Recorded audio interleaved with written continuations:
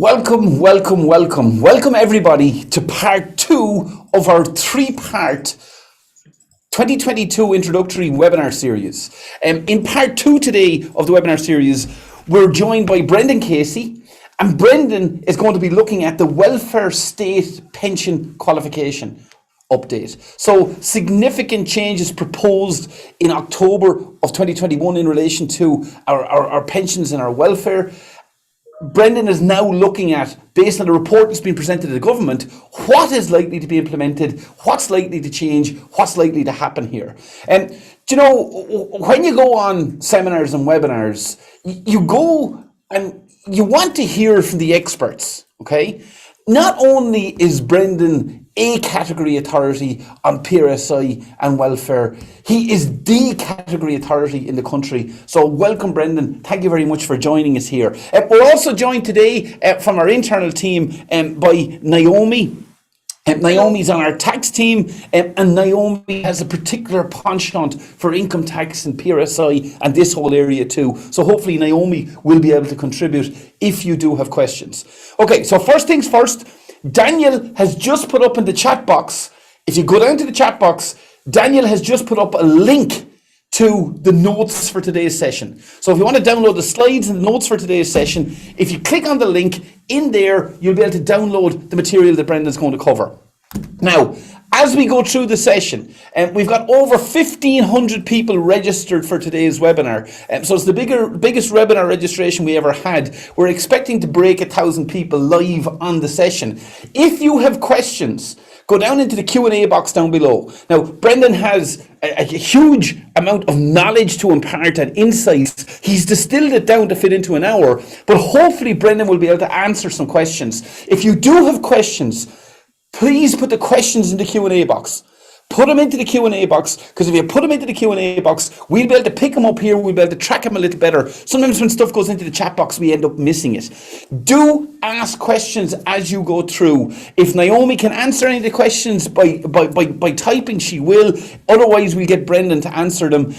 On the webinar, the first part of the series, I know many of you were with us for the first part of the series that we ran last Thursday. And what we did at the end, there was so many questions that we covered the material, and then we dealt with the questions, some of the remaining questions at the end. If there's a lot of questions today, we will do that. Okay, so there's a first question in from Sinead. Where do we access the notes? Daniel, can you put it up in the chat box for the latecomers, just the link to the notes pack for today's session? So Sinead, that's gone up into the chat box. Okay, so that's our notes and materials. By all means, if you want to chat and converse, do so in the chat box. Questions into the Q&A box. We'll cover them as we go. It's a 60-minute webinar. I'm just coming to the end of my introduction. I'm coming to the end of my introduction. Oh, look, somebody's quick off the mark. John and Jim are straight in with some questions. Okay. The Welfare Pension Commission, they completed their report last October. They've submitted their recommendations to the Minister for Social Protection. The Cabinet's now selecting the recommendations that will be put into legislation. Brendan is going to be looking here at the principal recommendations and how accountants should be advising their clients and their next steps and to maximise their entitlements. And so Brendan is using his countless years of experience to identify, well, what are the things that are going to happen? And just in the preamble to this, Brendan identified this is a bit of a ticking time bomb and could be potentially a political football, because there's some quite contentious recommendations in here. Where there's contentious recommendations, you need to stay on the ball, you need to stay awake, because that's where there's opportunities and there's potential losses and downsides. Brendan, I'm going to shut up now and I'm going to hand it over to you. Thanks very much, Des, and welcome everybody. So in the next hour or so, we're going to touch on the current position on pensions and the potential changes for your clients with the recommendations of the Pensions Commission. Okay, just to give you a few facts about social welfare pensions. Contrary to Joe Duffy and a few of his mates in RTE, pensions used to be up to 70 years of age. You used to have to wait until age 70, until 1975. They eventually, over a period of time, brought it down to 66. And the self-employed only came into the scheme of things in 1988. So they are a late party into the social welfare pension situation of qualifying for it. The retirement pension used to be payable at 65, and that's the reason why an awful lot of people were getting confused when they were debating it there 2 years ago when the election debate was going on about pension changes. The 65 pension hasn't existed since 2014, so we're way past the mark on that one. And in actual fact, the self-employed never even qualified for the retirement pension at 65. So there's an awful lot of misinformation going around at the time. However, severe reductions in the welfare pension system in 2012, brought in by John Burton, caused an awful lot of reductions in the pension rates that were being paid to people, particularly women who may have taken time off work to look after children under the age of 12. They lost out on many years of contributions that could have been given to them if they had stayed in work.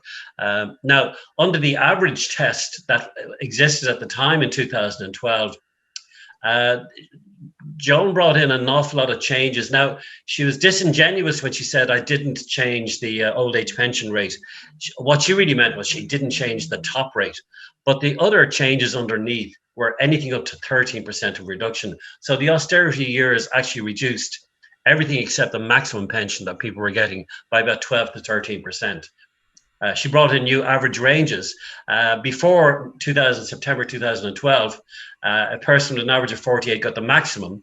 And I'll explain the average in a second if that's confusing. However, somebody over their lifetime, if their entire record was divided by the number of years that they were in the system, if they had an average between 20 and 47, they only got a pension of €5 a week reduction in the rate, which is very, very small.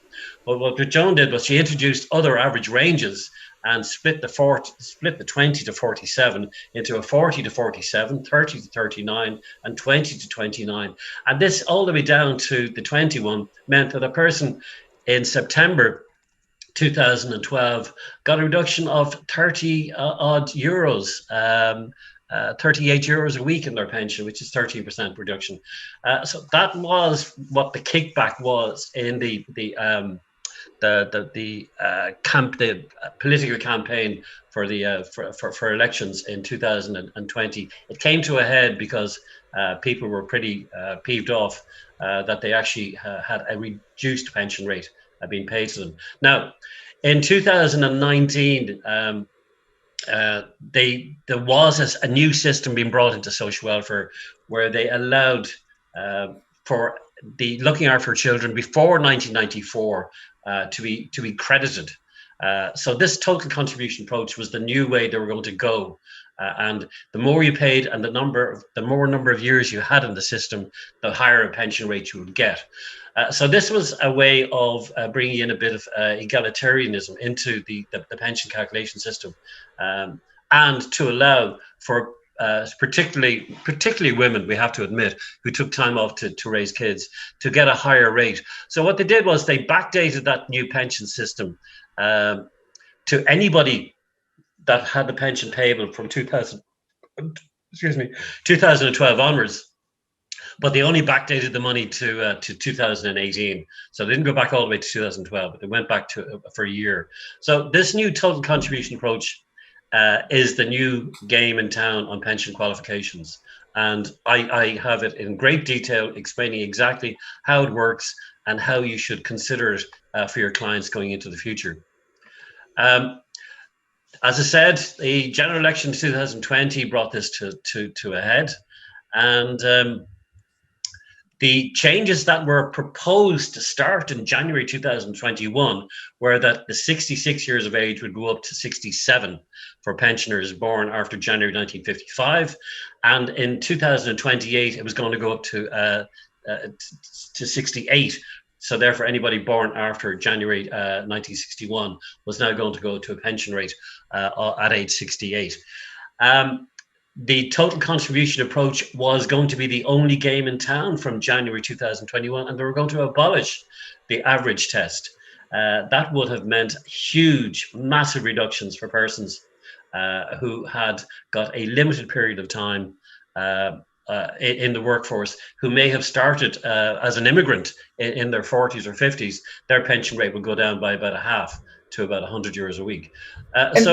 Brendan, there's a question in here from Joseph, and it relates to what you were talking about with women in the workforce. Is there any relief for women who took time off work to care for children pre 1994? There is, under the total contribution approach. That abolished the time scale that was restricting on the average test. So the average test only applied to people post April 1994 for looking after children under the age of 12.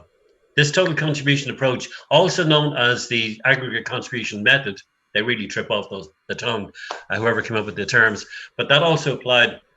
So in other words, they gave allowance to people pre-1994 under the total contribution approach, but not under the average test. So you've got two systems, two allowances for credit for looking after children, one limited to post-94 and the other one with no limit on any period whatsoever. So the total contribution approach did aid women who had children who were probably either over the age of 12 by 1994 and got no credit for it. So that was a system that allowed for that. So that's the answer to that one, Des, yes. And there's keep putting the questions into the Q&A box. Naomi is answering there as they come in. But here's one I'm going to throw over to you, Brendan, when you're answering a question. In from Ronan down in Tipperary. Can a woman who continues to care for a child over the age of 12 buy back additional years for pension purposes? No, you can't. The only way you can buy back years in the social welfare system is by paying voluntary contributions. And the voluntary contributions would not apply there because the last time she worked was greater than 5 years before that. It's a 60-month period to become a voluntary contributor. So in other words, no, there's nothing after age 12 that's allowed. That has been a traditional, historical thing with social welfare, and even with the unmarried mothers allowance, etc. They knocked anybody who's looking after a child under 12 on the head. So even an unmarried mother doesn't get paid the payments anymore. They've got to go in and go back into the workforce. So no, it seems to be a definite decision by welfare that any child over the age of 12 does not need full-time care and attention, because there are systems where you can care for them and work. So in other words, they're not going past the age of 12 on that. Becoming a voluntary contributor is the only option of paying further into the system. Now, there are proposals where you could get the state in the future to pay contributions for a person who's looking after a child over the age of 12. In other words, that's one of the proposals in the Pension Commission that is going to be. It's not something I can answer because it's going to be a major decision to allow for that to happen. But at the moment, it doesn't exist. Do you know, and the whole thing here, Brendan, is that if we step back from this, the reality is we've got to balance the books. We've got an aging population, and we've got to balance the books. But it's just the core of our welfare system here has been challenged. The core of our societal values has been challenged. Like you're talking here about, well, what was the hot topics during the general? Well, we take in about 11 billion euros a year on PRSI payments. And we give out 6.6% of that. We give out 6.6 billion of that on social welfare, state pension contributory. All the other schemes that they have are only Mickey Mouse compared to the pension. The pension is the biggest payer. Irish Life only give out 1.5 billion in their annuity payments. Social welfare give out 6.6 billion. And that's not even counting the money they give out for widows, because that's a completely different ballgame. Yeah, so it is working out that your PRSI is basically paying for your pension, and that's the future. Okay, now, sorry, Des, I want to get into nitty gritty stuff where your accountants, you will see where your clients need you to give advice. Now, so in other words, to depoliticize the pension issue was basically the purpose of having the Pension Commission. So Josephine Feely eventually did give the recommendations of our committee in October 2021. Now, they are retaining the pension age at 66 to anybody who's born before 1962. So this is the kind of thing that you should put in your diary. All your clients who are born before 1962 will be assessed for an old age pension at age 66. There'll be a gradual increase in the pension age over 3-month periods, and that's the same system they have in the UK. Now, the one they proposed in 2021 was a complete sham where the whole year disappeared. And in 2021, they would never have a pension qualification at all because everybody was in the limbo of waiting to get to age 67. So the 3-month phase is what's going to happen. So over a period of about 10 to 12 years, from 2028 onwards, you will have a reduction in the pension age. Now, the pension calculation system of the dual system they have at the moment, which is the total contribution approach and the average test, that is going to be retained for a period of time. The date hasn't been put down in legislation yet, but it will be retained for at least a 10-year period. And what they are going to do is that if your total contribution approach comes to greater than the average, they will pay the total contribution approach. If the average comes to greater than the total contribution approach, they are going to, in the future, bring in a sliding scale where phasing out the average test, where the first year of the introduction, you'll have 90% of the average test and 10% of the total contribution approach. The following year, 80% of the average test and 20% of the total, until such a time as the only game in town will be the total contribution approach. So the phasing out of the average, if it's higher than the total contribution approach, is what is being proposed. So it's not going to be a nuclear explosion. It's going to be a very, very low squib going on for a period of 10 to 12 years in the future. So now, welfare have always, and when I worked there at the time, they've always had a policy of giving clients at least a 13-year notice of any future changes. Now, that 2021 with the raising of the pension age, that legislation was run through the Dáil in 2008.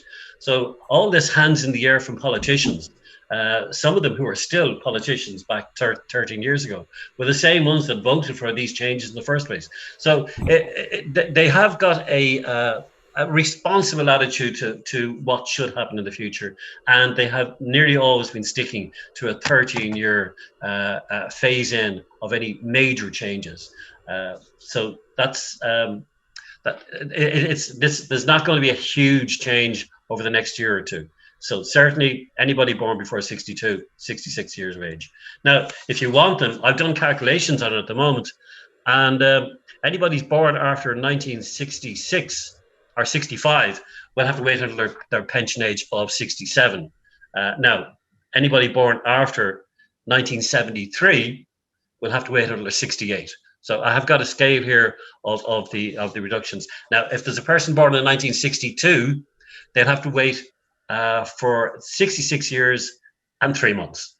So if their date of birth is in January, they will get the pension in April of that year that they're 60. So basically, after 1962, anybody born after 1962, we're looking at 3-month increments for every year thereafter. Well, they staged it in, and they've actually put a stop on 1 or 2 years, and then they phase it in again. So in other words, they've done it for a period of time. So from 62 to 1965, 66 years and 3, 6, 9 months, and then 65 to 67 years of age. So I will make that available in notes, but this is what the proposals are, and this is what I think they're going to go for, on the grounds that they want to make sure that this is not something that politicians will take the blame for it, and they say this is the recommendation of the Commission. And we know the pension age is going to increase, that's for sure. It's definitely going to increase, and if the recommendations are as such, it's 99% certain that that's the kind of thing that will end up in legislation. Okay, sorry, yes. Now, clients born prior to 1962, as I said, will definitely be getting the old age pension at age 66, no complications. As I said here, the retention of the dual system will continue for periods of time. And as you can see there, it'll be about 10 years from the date that they introduced the phasing out of the average test. It'll be about 10 years before you get to the system of having the total contribution approach being the only game in town. Now, as accountants, you should be aware that the total contribution approach is going to be the only game in town in 10 or 12 years' time. That means any of your clients who are in their 50s, mid-50s and before, will definitely lose out on a total contribution approach if they don't have 40 years of contributions between contributions paid and credited. So these are the people who you should be aware that if they're going to be borderline and have just about 2,080 weeks of PRSI in their working life, if they're definitely going to have less, any year that they lose between now and getting to pension age will mean a reduction of €7 a week in their pension for the rest of their life. You lose 2 years, it's 14 years. It's a very, very, very straightforward system. Anybody with 2,080 contributions will get the maximum pension. If you got 1,040, you get half the rate of pension. That's as simple as that. So the old average test now is a game which will not be available to them in the future. So every year will count. Okay, current qualification system. The average test has been in since the introduction of the old age pension, 1953. When I say the average test, it's based on the weeks that you have. It's not based on the number of years you may have, because they actually count the actual weeks in particular years. So if you have all your contributions and credits from the very first time you started working, probably age 16, 17 or 18, up to the year before your pension age, not the year of pension age. Year of pension age is not used in an average test or in the social contribution approach. So the year your pension age is not used in these calculations. You don't get anything extra for it. So if the whole thing divided by, let's say, if it's a 50-year period, divided by 50 comes to 48 or 47.5, because they do round that up. So anything 0.5 would be rounded up to the next point. So if you have an average of 47.5, you'll get the maximum pension. If you have an average of 47.4, you will get a pension which at the moment is €5 a week less than the maximum rate. So again, with the average test, you should always be aware, if your client needs you to advise on this, that if you do a calculation and they work out at 29.2 of an average, well, another year could bring him into 29.5, which would get him an extra 20 years a week of a pension. It's a massive thing. Now, if you see the person's on an average of 30, 31, 32, another year of paying involuntary contributions isn't going to make any difference, because you're not going to get into the next average range. So therefore, you need to be acute and know how the system works to tell clients whether or not they should be paying voluntary contributions. I had a case last week where the client had already paid 3 years contributions as voluntary contributor, and the accountant then eventually got on to me and said, listen, can you advise this client, it's their pension age this year, should they pay voluntary contributions for last year? So I had a look at it, did a calculation on it, and I found that not only should they not pay voluntary contributions for last year, but they shouldn't have paid it for the previous 3 years, because they were still in the same average range and they were not going to improve their pension rate. In other words, the accountant had advised them to pay 3 years of voluntary contributions that were a complete waste of their money. Now, I didn't exactly say that to the accountant, but I just tell them, listen, no voluntary contributions for 2020, 21, not necessary. Now, anybody wants to get in touch with Brendan? Brendan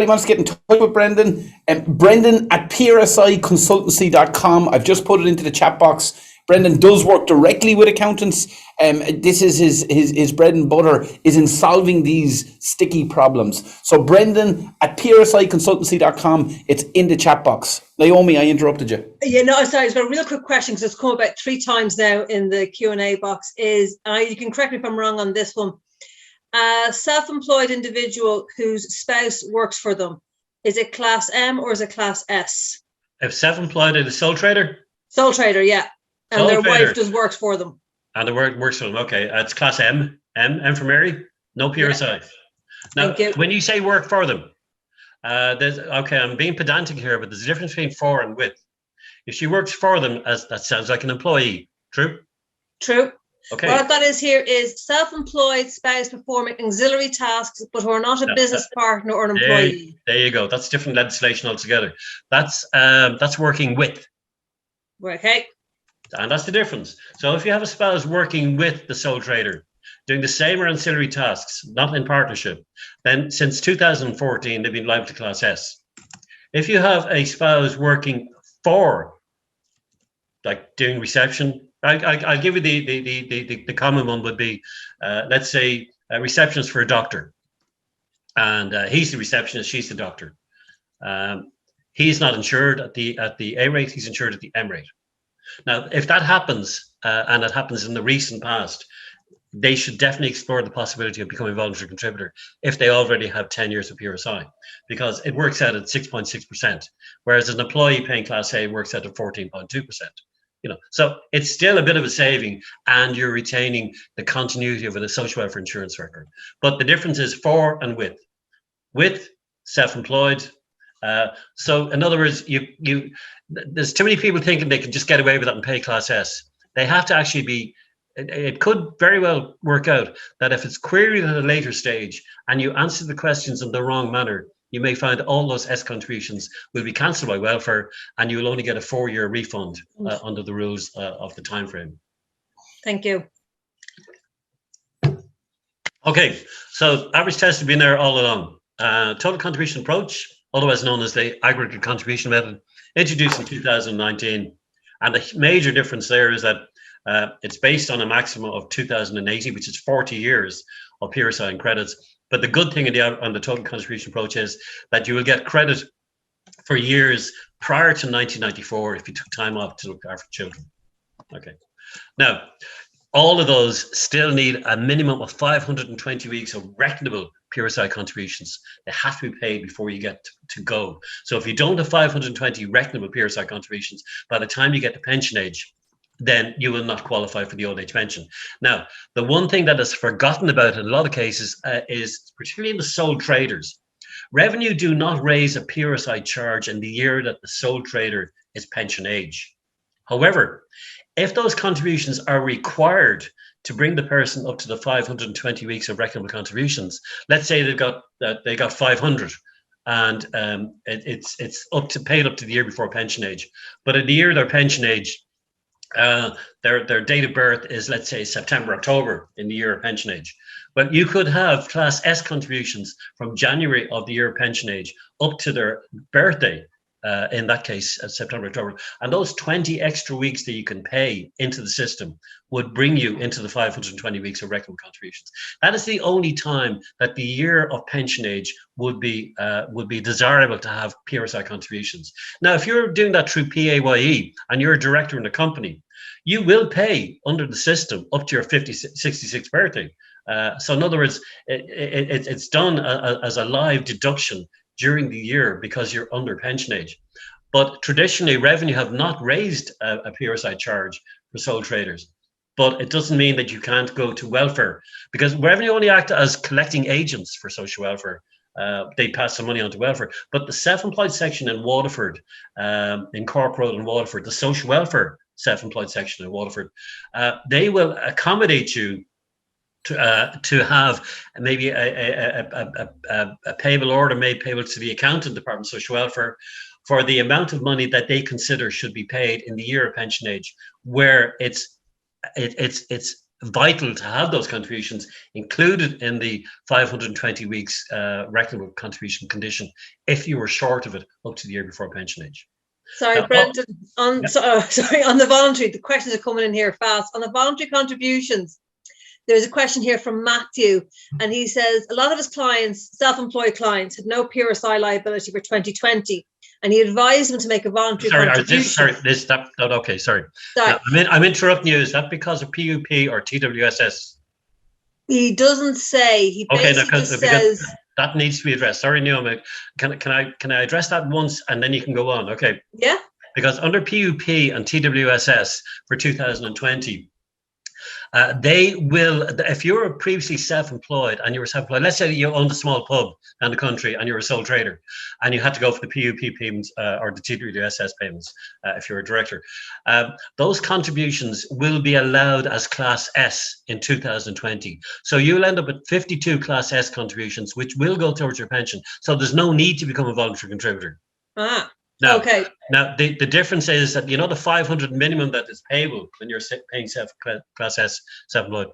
Now, if you had self-employed income, let's say up to February 2020, and maybe sometimes when you reopen for business, and your earnings for the year as a self-employed person came to greater than 5,000, you have to pay the 500 minimum.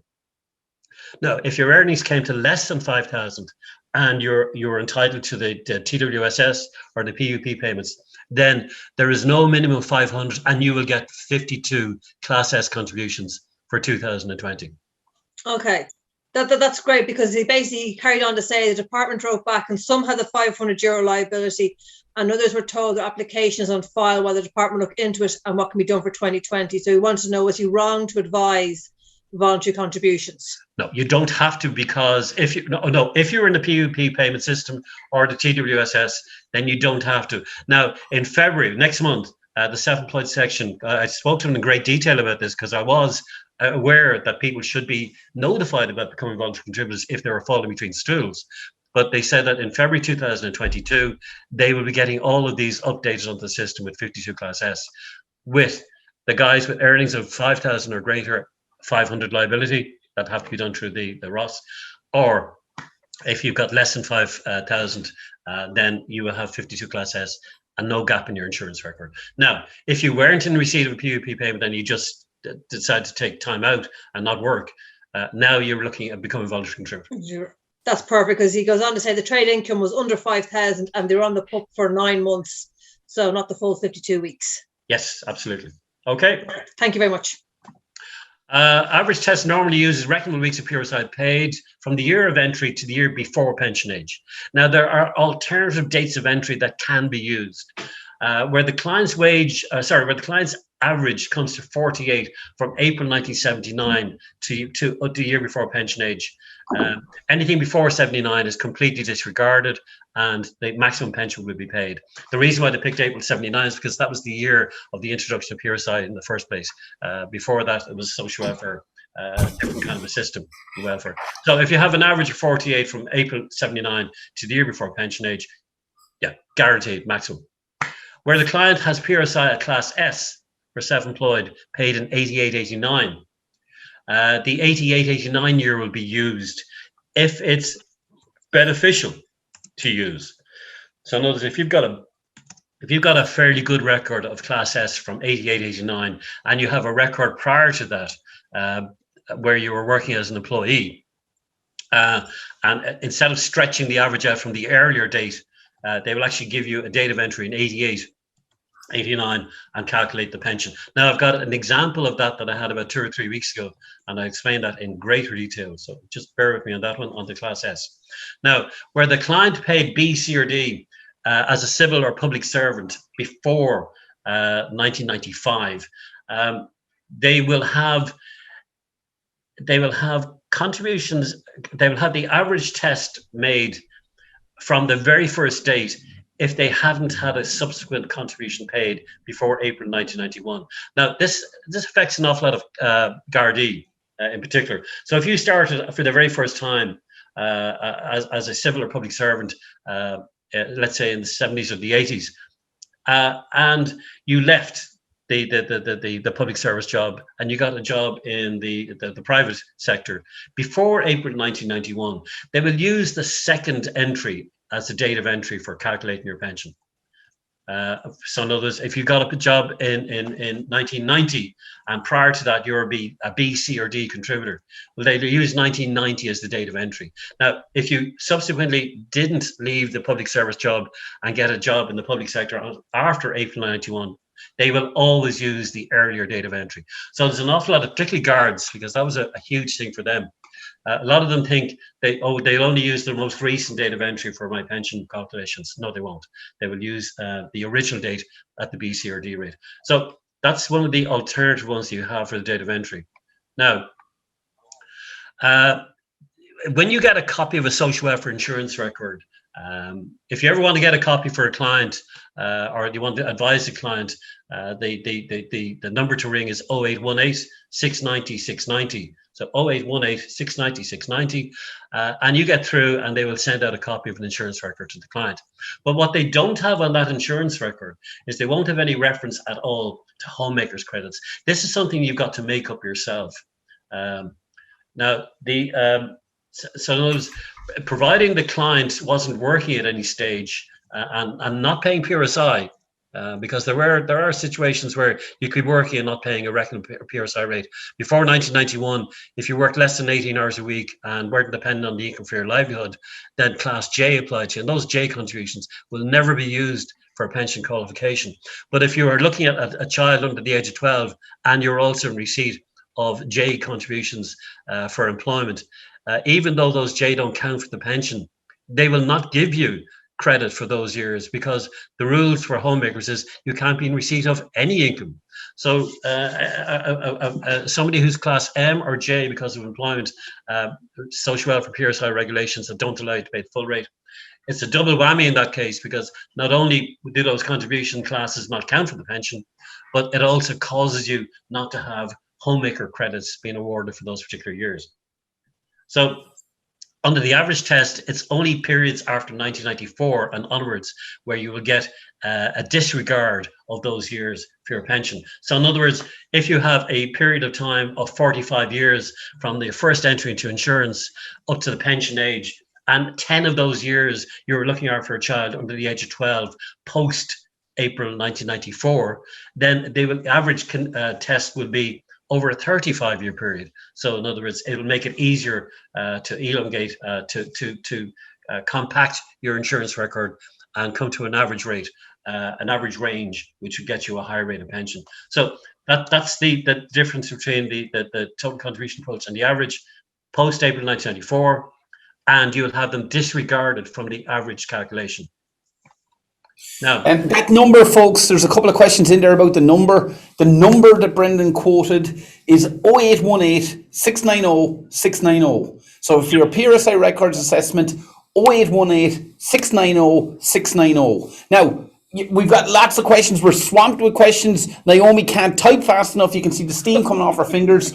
Keep putting the questions into the Q&A box. Keep putting the questions into the Q&A box. We'll hopefully get Brendan to answer some of them before we finish. If not, Brendan may answer some after we finish. But we're going to gather all the questions. If we can't answer a question for you today, Naomi and myself will work to get those questions answered for you afterwards. So keep asking them. We're trying to get to them as quickly as can. Brendan, back to you. Okay. The maximum number of homemaking years that you'll have disregarded on the average test is 20 years. Now, if there's any parts of years, and I mean that, say, let's say the child was 16 years of age or 12 years of age in 1996, well, you'll have all of 94, 95, you'll have all of 95, 96, because it goes April to April, and then whatever periods of credits in 96, 97, April to April, where the person or where the child became 12, they'll actually go in on top of your record as individual credits. So you'll have 2 years disregarded, and you'll have credits put in for the period of time up to their 12th birthday. So that's where you the reason why I'm saying this is because nobody's going to give you this record on those contribution records that are sent out to you from the Buncrana office. You'll have to make these up yourself based on talking to the client and having the dates of birth of children and making sure that at all times you're making a credit calculation based on a child who's actually resident and the family is resident in Ireland. Because as soon as you leave the country, you don't get these credits. As I said, homemakers disregard or credits will not be allowed if they're not resident in Ireland or if you're in receipt of any income. So note that Class J, as I said, Class J would have applied before 1991 to somebody with part-time worker. A lot of cases, it did actually affect an awful lot of women on the grounds that if they weren't dependent on the income for their livelihoods because their spouse was in receipt of a full-time job income. So therefore, any part-time work of less than 18 hours a week. And I've come across a lot of cases where you've had like primary school teachers who may have taken up a bit of work before 1991. And a lot of them ended up on the social welfare insurance record as Class J. Now, that Class J will definitely negate the award of any kind of credits for looking after children, because that's the rule. If you have any kind of income, you don't get the credits. Now, only one parent can claim credits for taking time off children under the age of 12. So if you have got a situation where, let's say, generally speaking, the child benefit is paid to the mother, it's undeniable, it's most of the time. If she decides to stay at work and he takes time off to look after the children, that's where you've got to actually get onto homemakers section in social welfare and register that period, even though it might be well gone. So if you took time off back in the 90s and you were the person not in receipt of the child benefit, then you would have to get onto homemakers and register with them. And the reason why I say that is because the child benefit database if the mother had taken time off, would be easily used as confirmation that, you know, she's entitled to so many, because we have a record of her being receipt of child benefit for these children up to the age of 12. But if it's not the person receiving the benefit, then that can cause complications, and you're better off to actually register with homemakers to have it on looked at early enough and on the record, so you'll hit the ground running when you get pension age, and there'll be no complications by the time you get to it. The other thing that could cause a problem is a person who may be in receipt of a carer's allowance or a benefit. Now, if you're in receipt of carer's allowance benefit, that's fine. Again, welfare have their in-house database where they can go to it and confirm, yes, Mary was in receipt of that, and we'll allow the credits for that.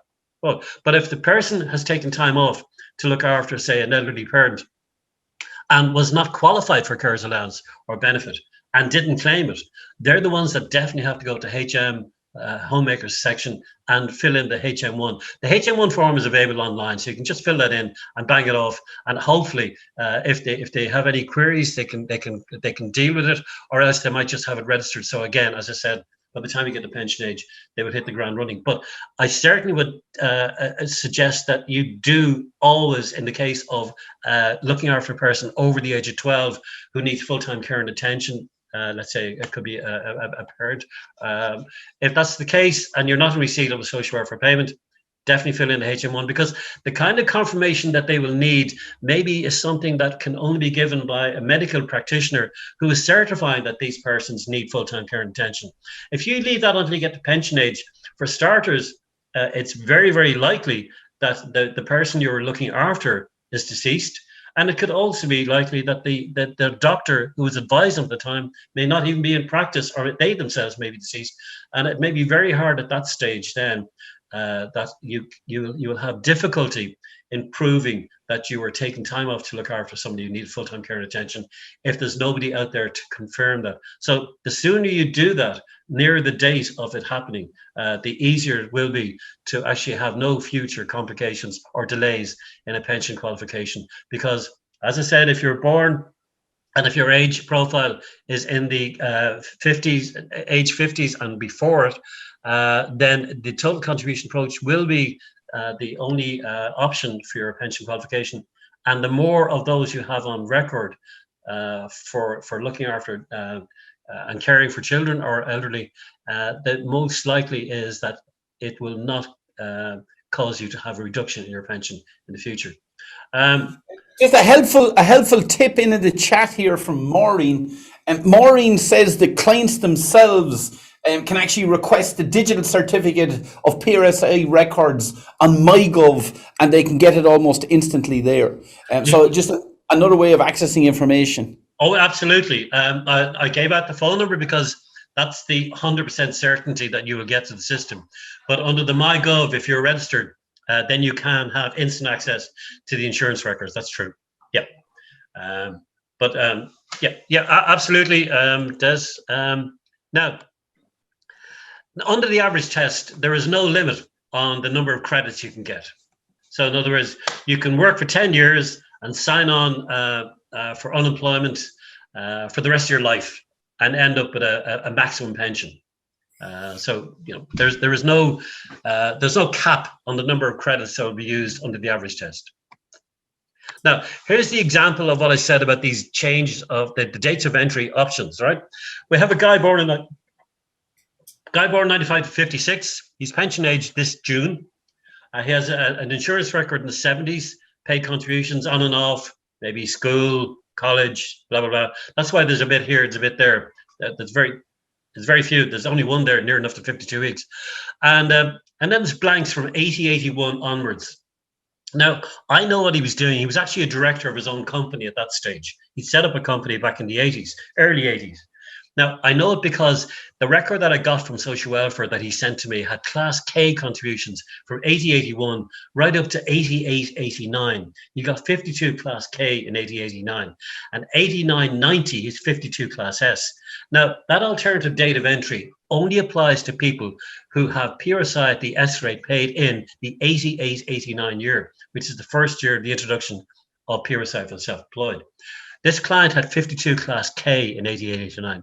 Now, I know, having worked in social welfare, that because it was the first year of the introduction of PRSI for the self-employed, a lot of accountants and systems and payroll systems did not catch up with the new rate, the new class, but they did pay the right PRSI. So that guy has a pension calculation over 49 years from 1973 to 2001 because he's got no contributions or less in the 88-89 year, and that came to an average of 30 to 39, which is 223 euros a week.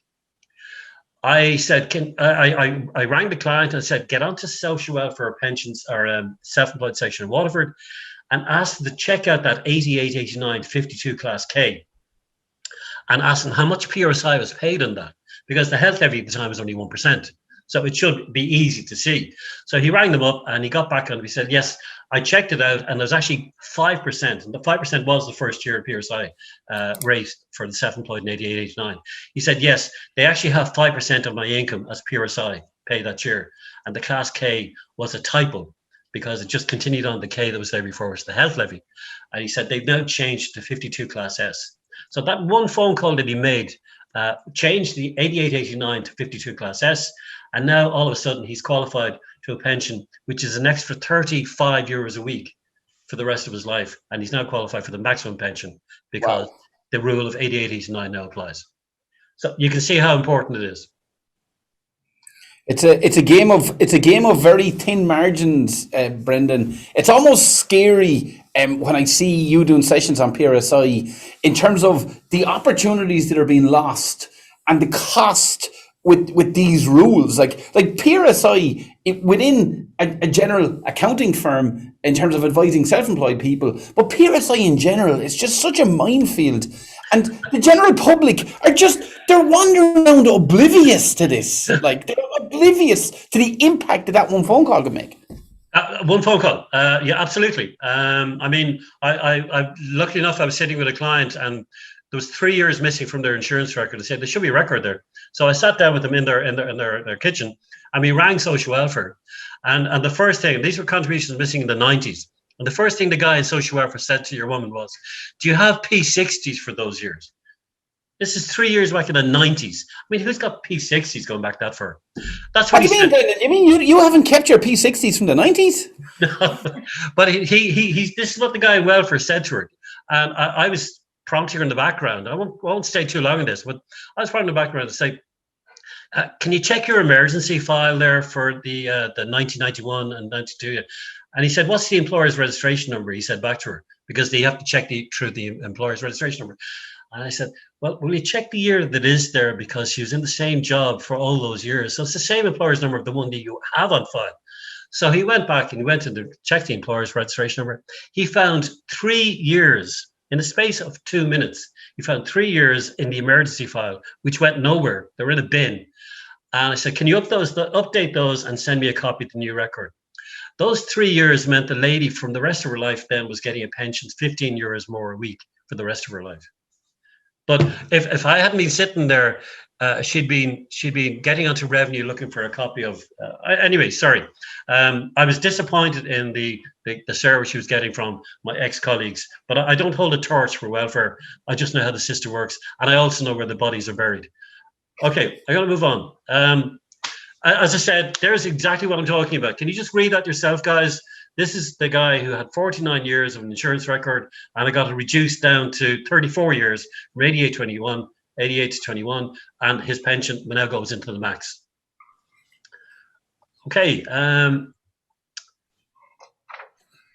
that's exactly what I did. Okay, now, as I said, the average figure, if you get it, and this is still important because the average is going to be here for at least another 10 years. So you still have to know how the system works. So anybody who's got an average of 39.5 we'll get it rounded up to 40, which means a difference of 21 euros a week. Now, as I said, if you've got a client and it's 39.4, then it's 39. And that pension is going to be 21 years less. So it can be very, very important for your clients. Take into account, you're giving great advice there on AVCs. They give you great advice on private pensions. You need a pension pot of about 300,000 euros to get a social welfare pension of 250 euros a week. And it's index linked and it will go up, whereas as opposed to your private pension, which will be based on market forces, etc., etc. So it's still worthy of your attention to be advising your client on maximising their social welfare pension entitlement. Brendan, yep. There's a few questions come in here that we were talking about earlier on. This talk was about UK or foreign social insurance contributions. Can they help enhance total contributions, increase amounts, or how are they treated when it comes to overall pension? No, let's say you've got an Irish pension and your average comes to 20. So you'll get a pension of €211 a week, let's say. Your average comes to 20. Now, you qualify for an Irish pension. They do not also add in another EU or another bilateral country's insurance record on top of that, and then give a higher rate pension. Ireland is not going to pay a higher rate pension based on contributions you made on Social Security into another country's system. End of story. But however, if you have an average that gives you a pension in Ireland and your independent title in the UK or in France gives you a pension from them, then there is no limit on the number of pensions that you could qualify from any other country that you may have worked in. So nobody puts it all together and gives you a big pension in Ireland. They'll give you whatever you qualify in the Irish system, end of story. If you have an American record, you can end up with a pension there. Now, if your American record is not sufficient to qualify for your pension in the US, because we have a bilateral agreement, they can now use the Irish insurance record, add it to the American, the USA record, and do a notional pension qualification, and then a pro rata pension calculation of what they would pay in the United States.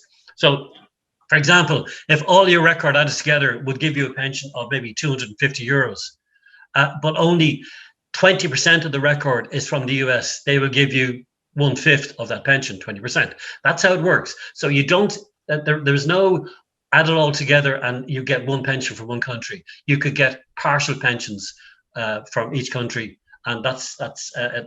In other words, as I said, there's no automatic amalgamation of insurance records, but there is the use of the insurance record if you don't have the minimum requirement to qualify for pension in whatever country you're claiming from.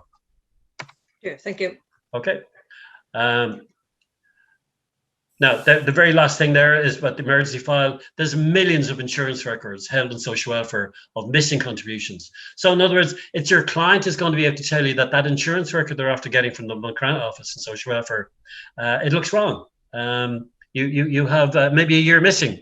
You have credits missing. I know there was a problem with invalidity pensions back in the 1990s, and there's an awful lot of credits that never came across onto the system. And equally so, there is a lack of corporate knowledge in social welfare, in that some of the systems did not actually work at the time. And if there's an insurance record missing because the employer did not pay, the employee should not be affected whatsoever, providing they weren't in collusion with the employer and not paying in the first place, i.e. black economy. Then there is nothing in the social welfare regulations that stops having an investigation and contributions to be put onto a person's record where the employer was at fault in not paying. So the obligation is on an employer to make correct deductions and remittance to the revenue of PRSI that could be chargeable. If they don't do so, and as I said, there's no collusion between the employee and the employer, then contributions that are missing can be investigated and allowed onto the person's record. A very practical and very simple question, Brendan. Caroline's in from Cork here, and she's asking if we get the client to sign an authorization, because I'm thinking of the logistics here. It's a very valid question from Caroline. If the client sign an authorization, will the PRSI department speak to and deal with the accountant, or does it have to be the client guided by yourself as you described in that phone call? Well, in my case, I would not, under data protection, I would not have the authorization unless it was in writing. And I have had a few clients who have given me permission in writing to make investigations, and I can do that. But what I think, I'm almost certain at this stage, the social welfare have gone on board with the revenue idea that an agent of an employer can make inquiries now with social welfare, providing it's provable that they are the authorised agent to do so. However, a letter saying I authorise Brendan Casey to make inquiries about social welfare on my behalf was sufficient for me to get past the Data Protection Act. Now, anomalies in the average test, working for 10 years and signing up for the rest of them will give you a full pension of 253.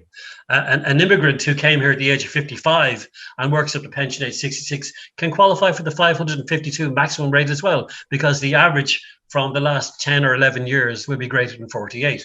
That's an anomaly, and that's one of the things that Welfare Pensions Commission was trying to get past, that it's a glaring anomaly that somebody could work on and off all their life over a 40-year period and get a lower rate of pension than a person who came here at the age of 54 and worked for 10 years and gets the maximum pension.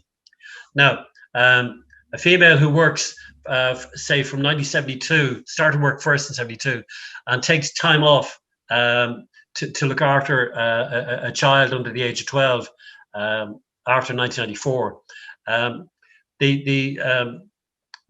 The average will be reduced, obviously, reaching pension age of 2021. So the average test, if the truth were known, they probably should not have had 1994 as a cutoff point for people looking after children at the age of 12. It could have been catered for much easier at the time, but however, they came up with the total contribution approach, which does allow for contributions and credits to be allowed for children before the age of, or before they reach 12 in 1994. Des, we're coming up. So folks, look, Brendan has actually set the record, right? He set the record. We've had over 80 questions since we started. So he has set the record here for the number of questions in one single webinar. I'm just blown away by the depth and the nuances here and the problems and the challenges. What we're going to do, Brendan, is look, okay, we were supposed to be an hour. We pride ourselves on finishing on time. I think what we're going to do today, Brendan, is if you could take maybe, what are the key things in the next 10 minutes? Then if anybody needs to get off, they can get off, and then maybe we can spend a few minutes wrapping up with some additional Q&As. Okay. So you want to focus on sort of the top 2 or 3 things, Brendan, in your remaining material. But the reaction to this webinar, what it suggests to me is we need to run another session on PRSI with Brendan shortly. So we'll probably try to get you back in on the schedule as soon as possible, Brendan, because you're really lighting the place up here. Okay, total contribution approach, as I said, is the only game in town in about 10, 12 years' time. So that's the one you got to concentrate on. Again, you need 520 weeks of PRSI paid. If you don't do that, you don't get past go. So anybody who says that I've only got 500, but I was looking after kids for 20 years, irrelevant. Once you don't have the 520, you're not in the game. So 2080, the Pension Commission has not changed to 2080. There was a belief that it might go down to 30 years, but 40 years seems to be set in stone at this stage. So if you've got 2080 weeks, take this into account. If you have an insurance record and all the credits and contributions and any kind of contrived credits that you have for looking after children under the age of 12 would bring this category over 2080. And they say, should I pay voluntary contributions because I'm now 64 and I won't get the pension age until 67? The answer is no. You don't need to pay voluntary contributions. Once you have the 2080 in the bag, then paying voluntary contributions is a waste of time.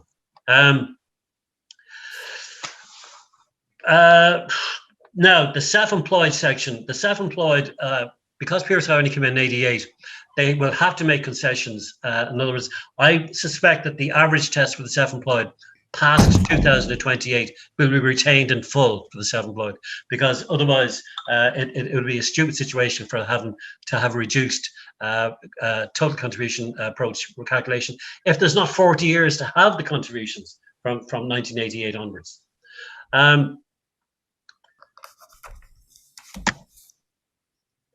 The main points, sorry, Des, I'm trying to cherry pick. I think I think we could. Well, Naomi, what do you think? I mean, you've had a good read of this presentation. Oh man, I mean, I've been saying it all. I was saying to you before this. PRSI is so under taught and touched on. across the board for all accountants, tax advisors. It's just not dealt with. That's why there's an abundance of questions.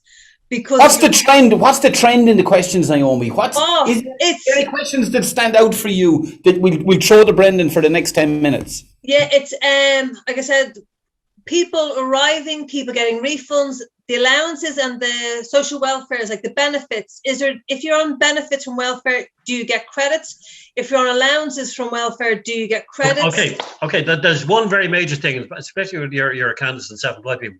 If you're on a social welfare benefit or an allowance, and you've been previously at the S rate, you do not get credits. Okay, and that's something you've got to watch.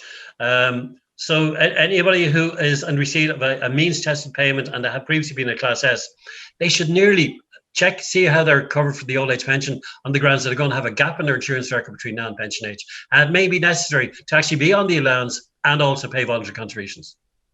It's necessary to look at it. Yeah, there was one question that came in actually as well that we were discussing beforehand, which I thought was a good one. It's about coming into the pension age. And being on different things. So I'm going to put it up here now again. So a mentally incapacitated individual, 58 years old, who's been hospitalized for 20 years and will remain so, currently gets a disability allowance, has no other income, but has recently inherited a farm from his parents, which is going to give him $6,000 a year in rental income. Currently on the tax return is calculating a minimum PRSI class. As I say, he's 58. Can he claim an exemption from PRSI? What's the best approach there?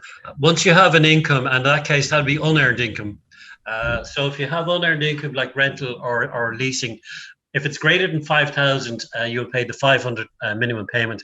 Obviously, 4% of that then will if it's greater than 12,500, the 4% be sufficient. So you'll have PRSI contributions coming in. Now, hopefully that person would have had a job before they became a person who was in receipt of a social welfare payment. If that's the case, then you'd have an insurance record of contributions paid, credits, and contributions paid. Now you can have credits and contributions paid because of that unearned income situation. There's a question. The answer is it can be to his benefit to have that, because those contributions might bring him up to the 520 required. He may not have that before he started going onto social welfare payment. Now, if he had never qualified for social welfare at all and was in receipt of a means-tested payment, and the very first time they paid was at the age of 57, he can't qualify for a state pension contributing because the rules say because his entry is now the S contributions he's paying. So he can't qualify because he's entered insurance after 56. Now, that is a sad situation, but true. But one of the rules is you have to enter before you're 56 years of age. Great, thank you. Des, we could, myself and Brendan could be sitting here all day. so here's a question when we have you, Brendan, right? In from Martin up in Drogheda.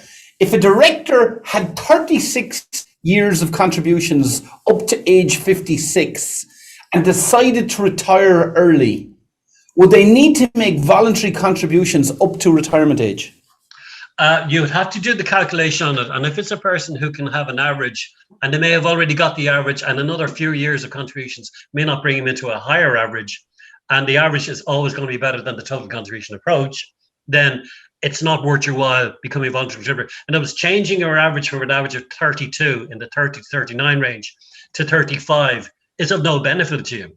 But if your average was going from 37 to 40, then it's an extra 23 euros a week. Yes, it's worth your while. You do not pay voluntary contributions unless it improves your social welfare pension rate. It's not to be advised unless somebody's done a calculation on it. Just doing it in case, like your VHI membership, in case I have an accident, you don't have to do that in social welfare if you know that in the future, by the time you get to pension age, you will not be improving your pension rate. So the answer is he's got to do his calculations and find out. Now, you say he's got 30 years of contributions and he's 56 years of age. His accountant should, to give a good service, look at the contribution, do a calculation on what he would qualify for, and find out is an extra 500 euros a year of a Class B contribution going to improve his pension. And not only that, But when it gets to that other range, stop paying it. So you don't have to keep on paying it if you actually know in your calculation that you've raised the level of a future pension qualification. Okay, so look, there's our question count now has breached 90 questions, okay? So we're just not going to get answer all those. So the first thing I'm going to suggest that we do is we're going to get Brendan back for a PRSI webinar as soon as possible. After this call, Naomi and myself will get on to Fiona, we'll get Brendan back on the schedule. And I think the simple webinar that we might run the next time is to continue on what Brendan was covering, but actually just to answer the questions. Answer the questions that are asked. So that's the first thing we're going to do. Now, in the meantime, we're not going to leave you high and dry, because in the meantime, Naomi is going to take all these questions that are here, and any that she can answer, she's not the category authority like Brendan, but she is a category authority, so she'll answer any questions she can for you. So she will answer any questions. Now, in the meantime, Brendan is here. Brendan works with accountants. This is where Brendan gets his clients from. So I've got Brendan's contact details up on screen. Now, please don't all of you deluge Brendan this afternoon and swamp him with questions. But if you want to, if you've got clients and if you've got specific issues, Brendan can be engaged to work on specific cases and help solve problems. When he's not talking on seminars, that's Brendan's business. So we've got Brendan's contact details there. So Daniel, can you make sure capture all the questions in the chat box, catching all the open questions and capture the ones that are answered, and we will reconvene this session. But I think today you've literally, for the first time in history, you've deluged us. We usually answer all the questions live. We just can't do it today. So I really want to thank you, Brendan. It has been such a thought-provoking session, and your topic, as always, is so interesting. Just to thank you for being here with us today. Just before we go and before we finish up, the third part of our free 3-part series is this Thursday. It's this Thursday. It's dealing with customs in the post-Brexit trading environment. So we're going to have in Martin Agnew and Kieran McGonigal from AB Consultancy to deal with this, which again is an extremely relevant topic. So if you're registered for the 3-part series, you'll already have notifications. Make sure to get on early on Thursday to get your seat. If you have other people who will be interested in attending a session like today, please do share the registration details. They can access the 3-part series. And as of now, we don't have recordings available necessarily, but if somebody missed Brendan's one today and you think it's really available, I'm going to try get the team to make Brendan's recorded session available if there's been stuff here that is of interest and relevance. And look, many of you are ongoing customers of CPD Store and OmniPro, so you're used to hearing Brendan and you're used to getting seminars and webinars like this. But if you're not a regular CPD Store customer, this is what CPD Club is about. CPD Club is where we run 2 webinars a week. We're going to run over 100 webinars this year. We run about 22 events, which gives another over 160 hours of more material. We're going to produce around 250 hours of material this year. And what CPD Club members get is they get access to everything. They get all you can eat. You pay one monthly amount. It's like Netflix. You pick and choose and do what you want. So, look, we'll be talking a little bit more about CPD Club and how you can join CPD Club for 2022 on Thursday's session. But for now, I just want to thank Naomi for helping out today and answering the questions. I absolutely want to thank Brendan for such an excellent session. Daniel, behind the camera, the marketing team for getting you all here, and of course, all of you guys. All of you guys for being here, our customers, which makes all this possible. So look, we're going to answer these questions. We'll get Brendan back. And we see you again. Let's get it done.